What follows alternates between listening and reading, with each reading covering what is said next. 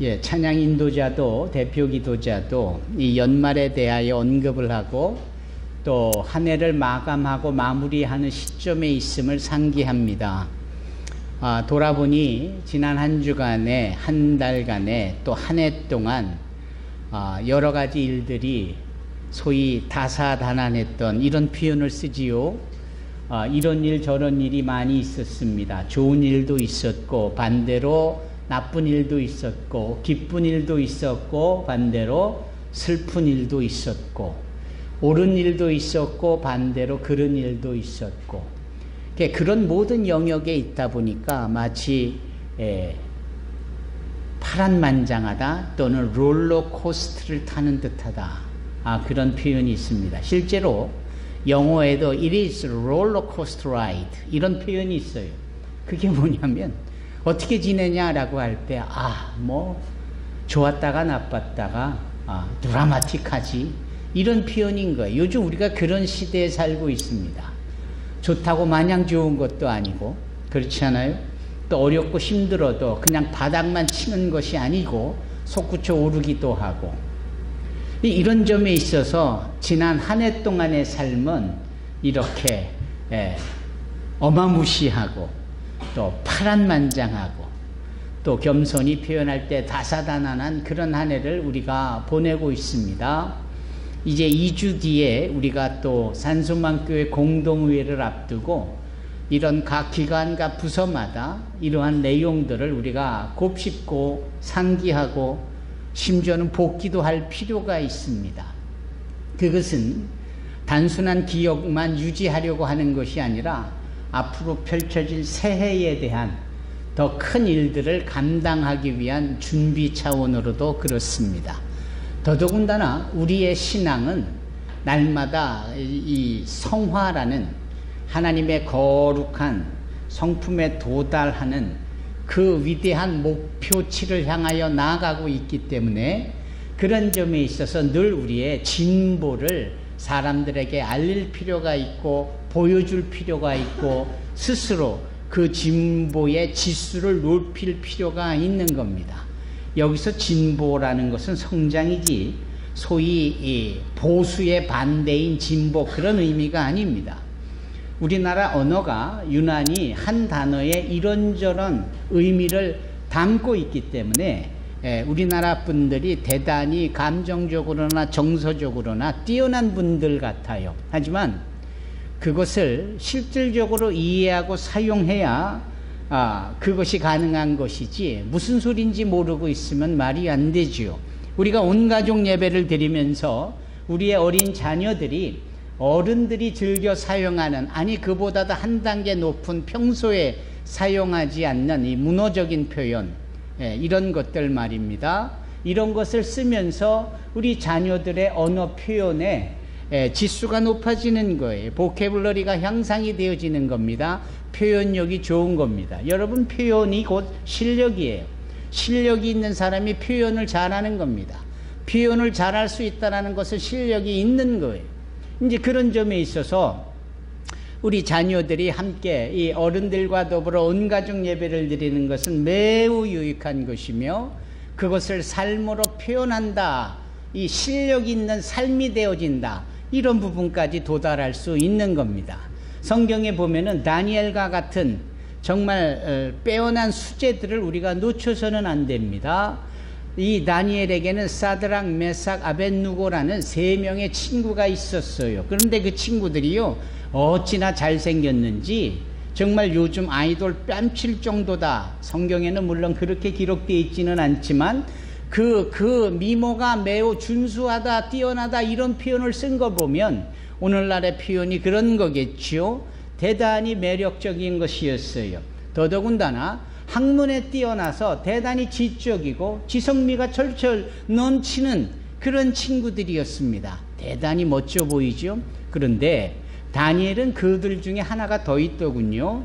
다니엘은 그 사드락, 메삭, 아벳느고의 매력과 실력 그거 한 단계를 넘은 뭔가가 하나가 더 있는 거예요. 그게 뭘까요? 그게 바로 능력입니다. 그게 바로 영역이에요.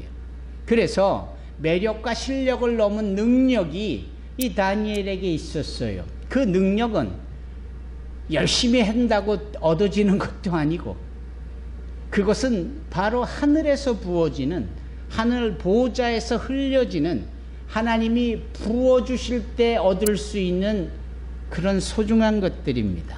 그래서 이 다니엘은 사드락, 메삭, 아벳느고를 넘는 이 세 가지의 매력과 실력과 영역을 갖춘 정말 엑셀런시한, 정말 멋지고 스마트하고 귀한 리더십이었고, 그러게 그 바벨론 땅에, 그 페르시아 땅에 위대한 하나님을 나타나는데 귀하게 쓰임받지 않겠어요?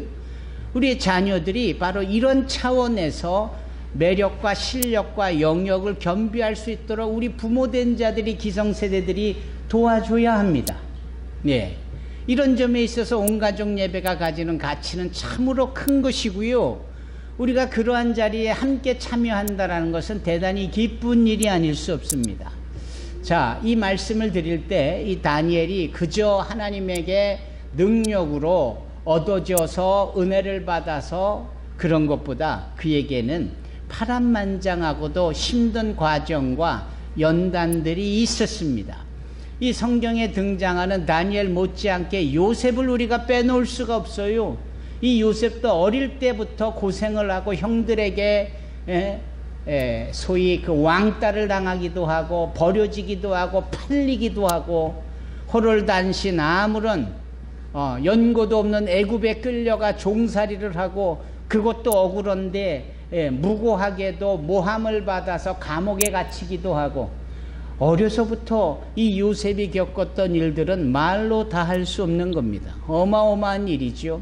그런데 그런 요셉의 파란만장한 롤러코스터를 탈 정도의, 이렇게 좋았다가 힘들었다가 어려움에 있다가 슬픔의 끝자락에 있다가 낙심 가운데 있다가 결국은 그가 위대한 그 애굽의 국무총리로서 발탁이 되고, 그 국무총리로서 애굽 전체를 살릴 뿐만 아니라 전 세계를 살릴 뿐만 아니라 하나님의 택한 이스라엘 백성들, 성민들을 보호할 수 있게 되어지고 인큐베이터 역할을 하지 않습니까? 이 놀라운 사실이 거저 한 번에 툭 던져진 게 아니라 오랜 기간 동안의 삶의 연단 속에 있었다 이 말입니다.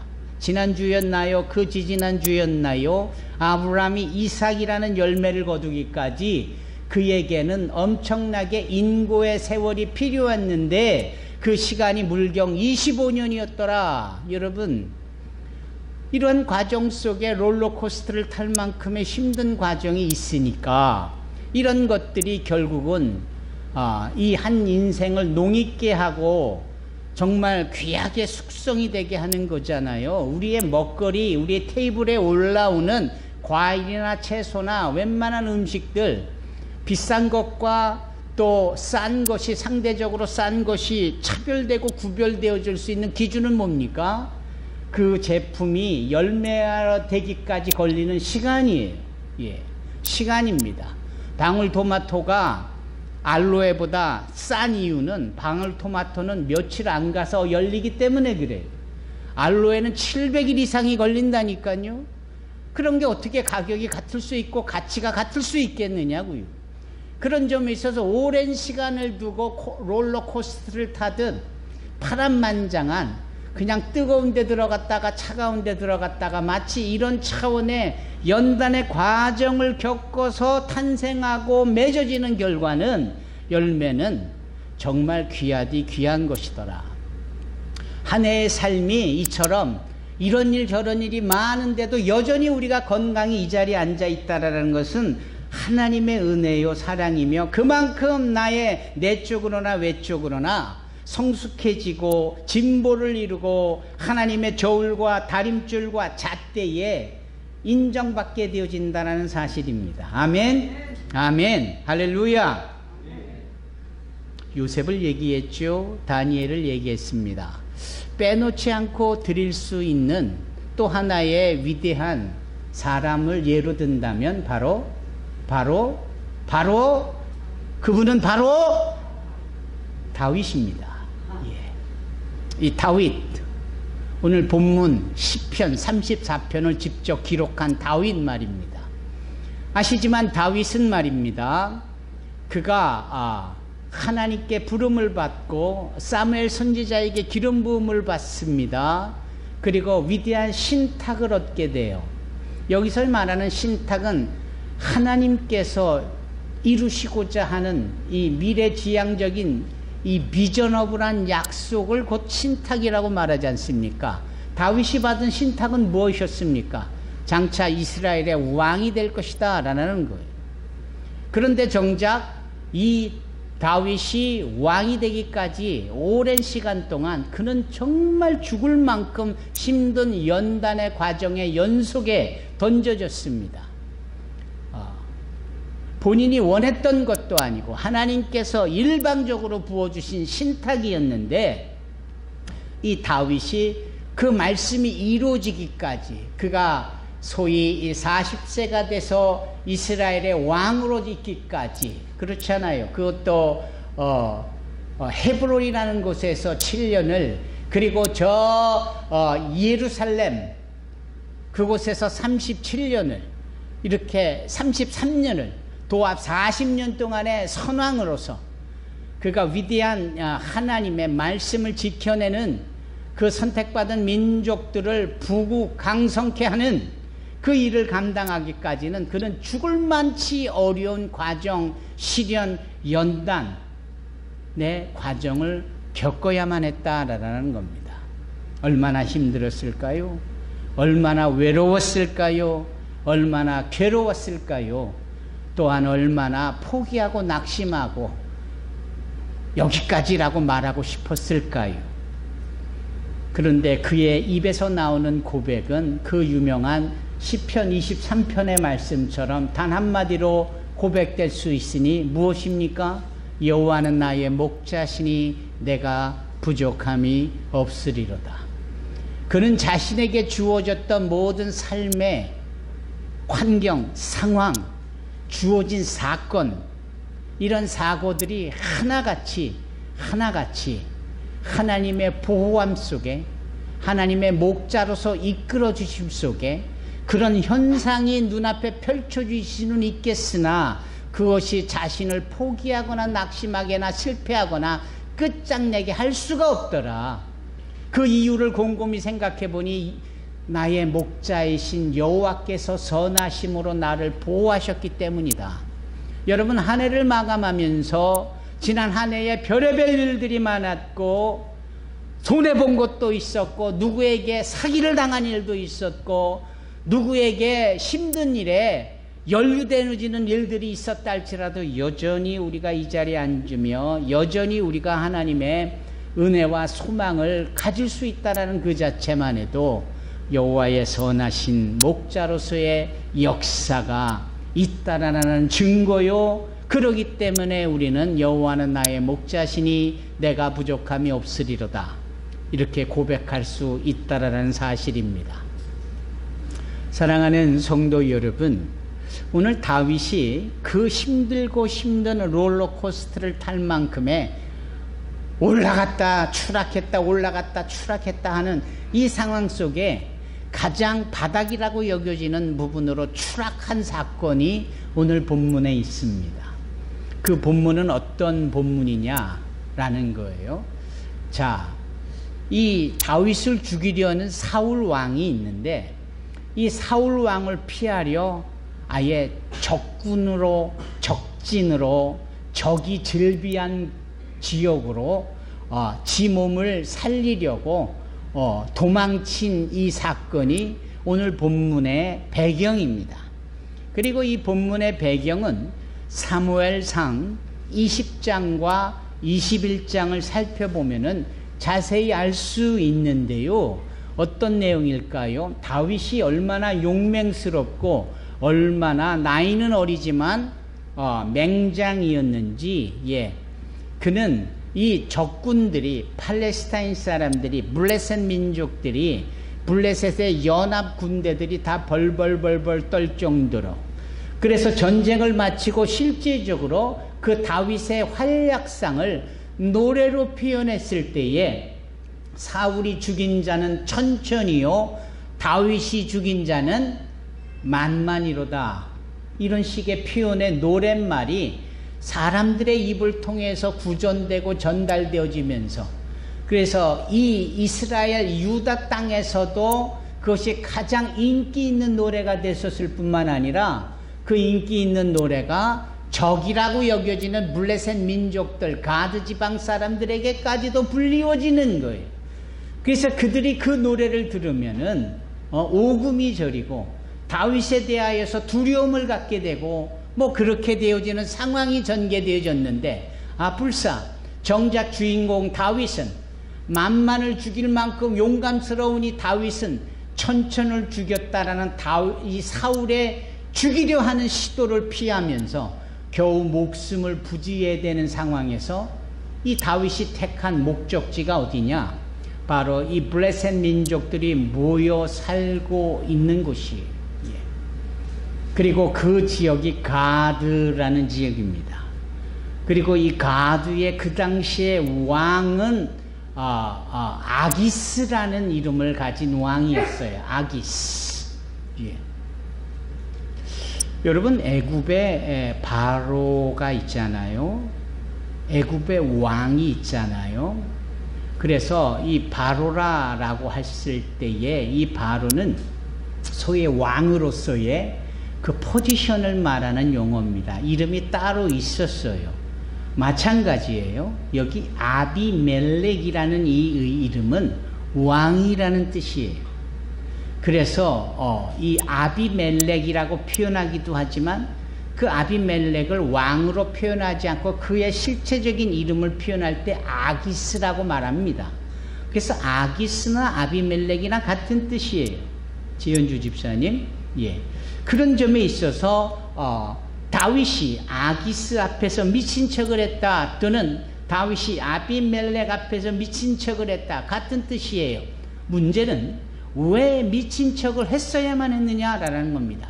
실제로 미친 것이 아니고 미친 척을 해야 되는 이유가 있었는데, 보세요. 사울 왕이 다윗을 죽이려니까 다윗이 피하다가 더 이상 피할 데가 없으니까 급기야는 적들이 몰려있는 가드 땅으로 피하는 거예요. 그런데 가드에 다윗이 등장을 하니까 세상에 그 이방 땅에 다윗을 아는 사람이 왜 이렇게 많은 거예요? 그도 그럴 수밖에 없는 게, 모든 사람들이 다윗을 노래한 다윗이 죽인 자는 만만이다라는 노래쯤은 다 알고 있으니까 그 주인공 다윗이 등장하니까 한눈에 알아보는 거 아닙니까? 다윗이 오히려 이 큰 불에 뛰어드는 그 나비처럼, 불나방처럼 큰일 나게 된 상황이 된 거죠. 바로 그럴 때에 다윗이 꾀를 냅니다. 다윗이 지혜를 나타내요. 그게 무엇이었습니까? 미친 척을 하는 겁니다. 미친 척을 해야만 겨우 자신의 생명을, 목숨을 부지할 수 있기 때문에 실제적으로 미친 것이 아닌데 미친 척을 해야 하는 거예요. 이게 보통 일입니까, 여러분? 미치는 것보다 미친 척을 하는 게 더 어려울 일일 텐데, 그렇잖아요? 그래서 이 사무엘상에 보면 정말 미친 척을 어떻게 했는지 구체적으로 표현하고 있는데, 다윗이 입은 옷을 다 이렇게 풀어 제키고, 그쵸? 머리, 우리로 치면 옛날 상투와 같은 것을 풀어서 그 긴 머리카락이 그냥 지저분하게 흩날리고, 거기다가 눈을 개슴츠리하게 떠가지고 눈에 초점을 잃은 상태를 스스로 연출해내고, 그리고 입을 열어 침을 흘리는데 그 침이 자기 이 수염을 타고 흘러내릴 만큼, 누가 봐도, 한눈에 봐도 이건 미친 겁니다. 천하의 만만의 병사를 죽일 만큼 용맹무쌍했던 다윗이 이렇게 미친 자가 된 거예요. 거다가 큰 성문 옆에 대문짝에 지 몸을 기대어서 그렇게 몸을 베베 꼬고 있으니 이게 미친 자가 아니고 무엇이겠어요? 다윗은 미친 것이 아니라 미친 척을 해야만 했던 것이고, 그것이 다윗인 줄을 알고 분기탱천한 그곳 사람들이 아기스에게 보고를 하죠. 우리의 원수인 다윗이 나타났다고, 당장 잡아다가 죽여야 된다고. 그런데 알고 보니까 미쳤잖아요. 가로 열고 미친 척을 하고 있는 다윗, 가로 닫고. 그러니 아기스가 뭐라고 합니까? 에게, 이건 미쳤구만. 미치광이 아닌가? 우리가 아무리 저기에도 어떻게 미치광이를 잡아다가 죽일 수 있겠느냐? 저렇게 미치광이로 살다가 죽도록 내버려라, 내버려두라, 이렇게 명령을 하는 장면이 사무엘상 20장과 사무엘상 21장에 연결되어 있습니다. 바로 그럴 때 겨우 목숨을 부지한 다윗이 몸을 추스리고 아둘람 굴로 도망을 합니다. 제가 지난 3월에 아둘람 굴을 갔습니다. 아둘람 주변에는 많은 굴들이 자연적으로 나 있어요. 그래서 어디가 실체적으로 아둘람 굴인지는 잘 모르겠어요. 표시만 해뒀는데 그냥 믿어야지 어떻게 하겠어요. 그것은 마치 마포 갈비의 원조집이 어느 집인지는 모르는데 가보면 다 죄다 원조라는 거 아닙니까? 저 인도 캘커다에 가보면 다 머더 테레사가 그 고아들을 데려다가 먹인 고아원이 자기네다라고 간판을 붙여놓는데 그곳의 택시기사도 어디가 진짜인지는 잘 몰라요. 아이러니하게도 그 많은 지형에 굴들이 여기저기 나 있는데 그 중에 팻말이 있는데 아둘람 굴이라는 곳이 있어요. 그 앞에 가서 들어갈까 말까 우두커니 섰는데 벌 소리가 너무 요란하게 나는 겁니다. 자세히 보니까 들어가는 입구에 말벌들이 집을 짓고 있어가지고 제가 들어가고 싶은데도 못 들어갔어요. 예. 이렇게 해서라도 여러분들에게 뭔가 기억이 날 만한, 그래서 오늘 메시지 속에 아둘람이라는 것을 기억하게 하기 위한 저의 지금 노력을 여러분들은 아셔야 합니다. 예. 이 아둘람으로 피한 거예요. 그래서 이 다윗이 그 지하 동굴인 아둘람으로 몸을 실는데 그 소식을 누가 어디서 어떻게 들었는지 약 400여 명이나 되는 사람들이 몰려드는 거예요.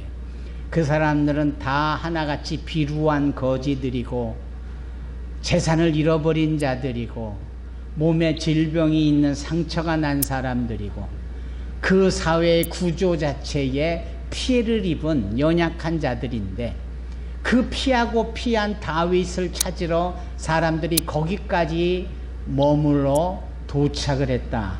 그리고 함께 머물렀다. 그 숫자가 400여 명이나 됐더라.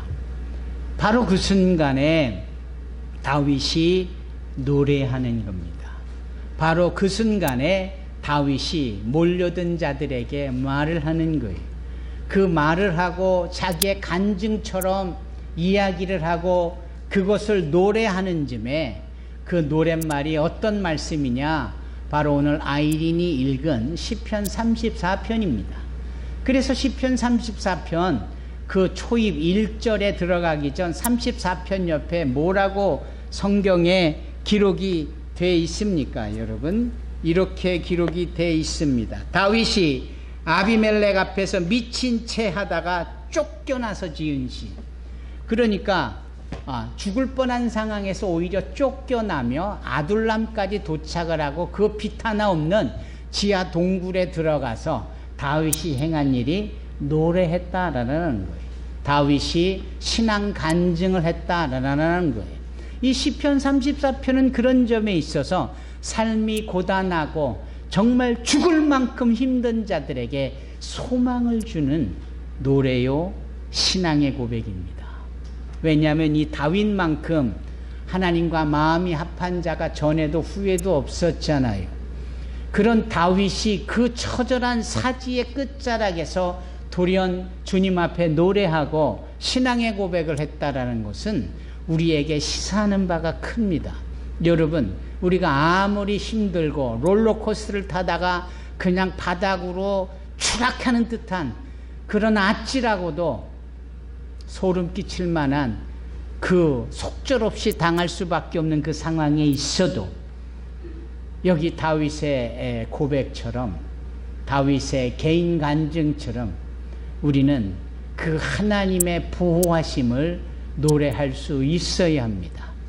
그분이 보호해 주시지 않는데 보호해 주셨다라고 의무적으로 사명감을 갖고 노래해야 된다라는 것이 아니라, 돌이켜보니까 지금까지 여기까지 온 이런 모든 여행을 쭉 살펴보고 복기하고 상기하고 리프렉션, 반추해 보니까 이게 하나님의 역사가 아니고서는 내가 여기까지 올 수가 없었다, 이 말입니다. 그 증거가 바로 오늘 여기 6절입니다. 주보에 나와 있는 내용으로 읽어보면 이렇습니다. 이 불쌍한 사람이 여호와께 부르짖었더니 여호와께서 들으시고 모든 어려움에서 건져 주셨습니다. 그러니까 여기 시제를 보면, 타임을 보면 이건 과거에 있었던 과거 완료형의 표현이에요. 이제 아둘람의 그 피탄 없는 동굴에서 자기를 믿고 의지하고 보호받겠다고 온 그 400명이나 되는 연약한 사람들 앞에 다윗이 고백하기를 뭐라고 고백하냐면, 이 불쌍한 사람이, 그렇지 않아요? 미친 척 해야만 겨우 살 수 있었던 내가 여호와께 부르짖었더니, 기도했었더니 하나님께서 들으셨고 모든 어려움에서 건져 주셨더라. 여러분, 여기에서 그런 하나님의 은혜와 보호와 위로 없이 이 자리까지 나와 앉은 계신 분 계십니까? 없어요. 다 하나님의 역사와 우리의 삶을 책임져 주시고 보호하시고 인도해 주셨기에 우리가 지금 이 자리에 나와 있는 줄로 믿습니다. 이 다윗의 고백이 곧 우리의 고백인 거예요. 이 다윗의 고백이 우리의 고백이 되어야 합니다. 하나님께서 지금까지 살아가면서 나의 삶의 어려운 처지 속에서 함께 하시며 나를 건져 주셨더라. 아멘. 이런 고백이 있기를 바랍니다. 1층에 잘 듣고 계세요? 손 한번 다 흔들어 봐 주세요. 잘 듣고 계시는군요. 그러면 7절을 보십시다. 이번에는 다윗이 뭐라고 고백을 합니까? 여호와의 천사들은 주님을 높이는 사람들 둘레에 진을 치고 그들을 구원하십니다. 지금도 하늘의 천군 천사가 지금 나를 안위하시고 나를 둘러 진치고 건져내고 계시다, 구원하고 계시다. 현재 진행형입니다. 과거뿐만 아니라 지난 한 해 동안 2023년 어제까지 일뿐만 아니라 지금 오늘 이 11월 26일 주일 이 아침 지금 나에게 주님의 손길이 더해지고 나를 이끌고 계시고 나를 보호하시고 주님의 강한 편팔과 의로운 온옷으로 나를 붙잡아 주시고 내가 넘어져도 완전히 엎드려지지 않으러 나를 일으켜 세워주고 계시더라. 현재 진행입니다. 현재 진행. 지금 나에게 역사하시고 도와주시는 주님, 그 주님을 다윗은 고백하고 간증으로 표현하고 있는 겁니다. 그리고 세 번째가 10절입니다. 다 같이 읽어보실까요? 주보에 나와 있는 내용으로 시작.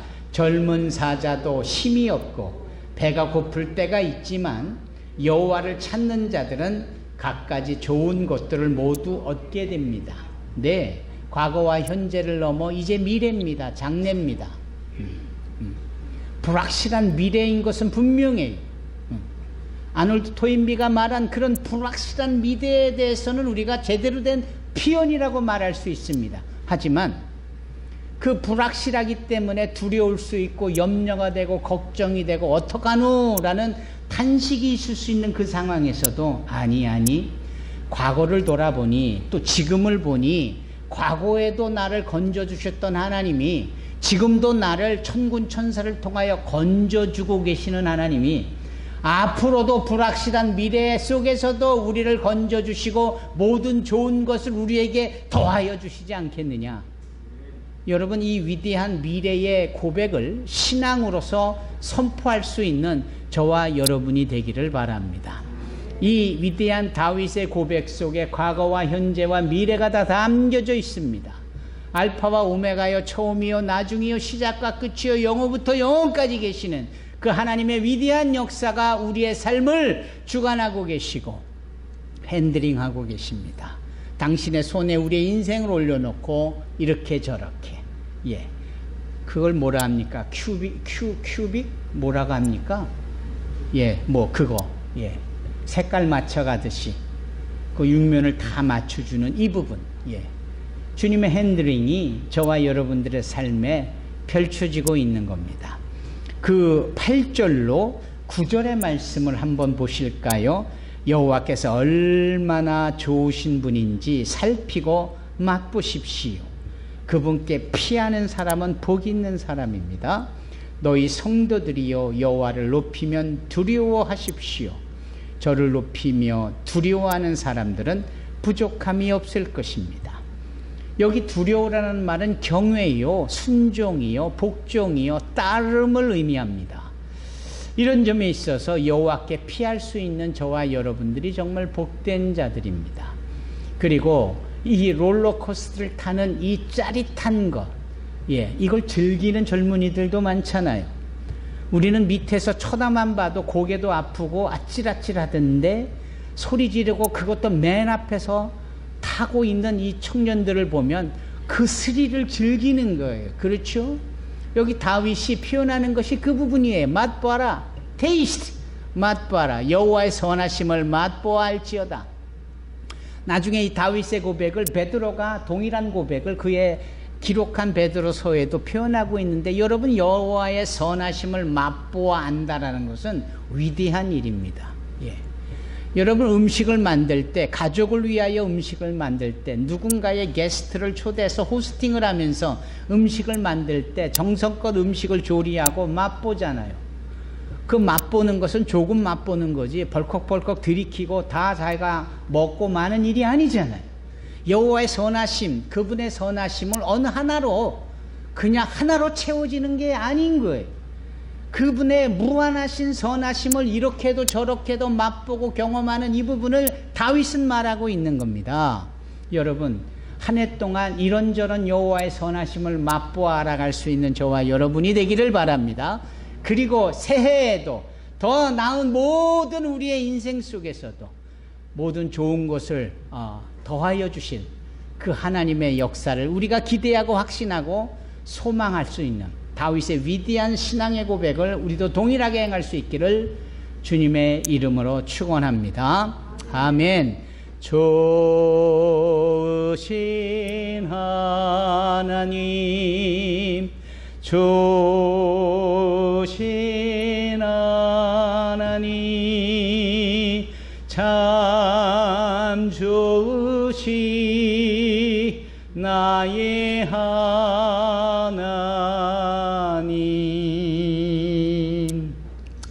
사랑이 많으신 참 좋으신 하나님 감사합니다.